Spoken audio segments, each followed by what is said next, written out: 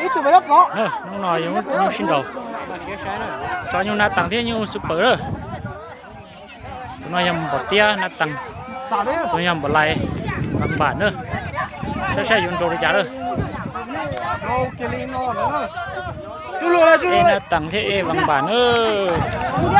Chỉ nó bật ra. Cho chống cu ra bật ra.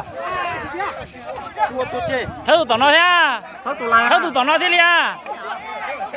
Thơ tụi nó à? Thơ tụi lại tụi to sợ nhân ra rồi, tụi to sợ nhân ra rồi.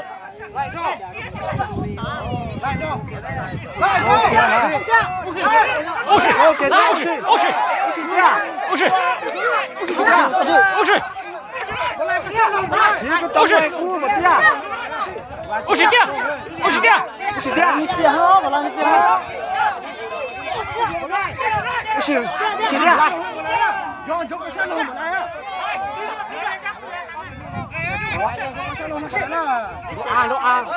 Sao đi co, ô đi co nhiêu tí nào, nhiêu bỏ co đâu. Sao đi co. Này chiếc bà này, này mình tia không có là mình chiếc tia hàng. Nhưng mà nó chỉ một chiếc chim. Ô xì tia. Ô xì tia. Ô xì tia. Ô xì tia. Nó lại rồi à. Nó lại từ rồi đến đâu kìa. Ô xì tia. Ô xì. Ô kìa.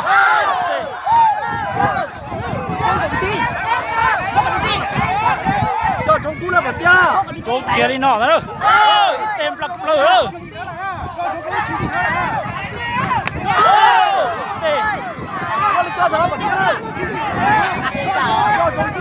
Ô xì, ô xì, ô xì, ô xì.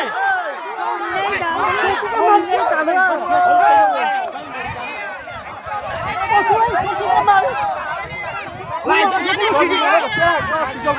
xì, ô xì.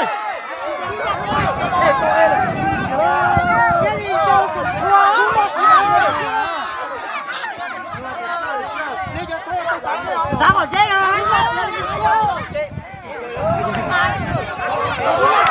Ô xì, ô xì. Cái nó mua tiền, tôi sao bao tử.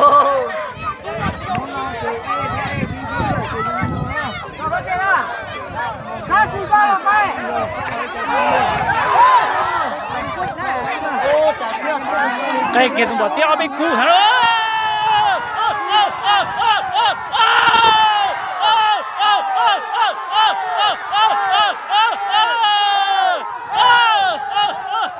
Nhắc kìa.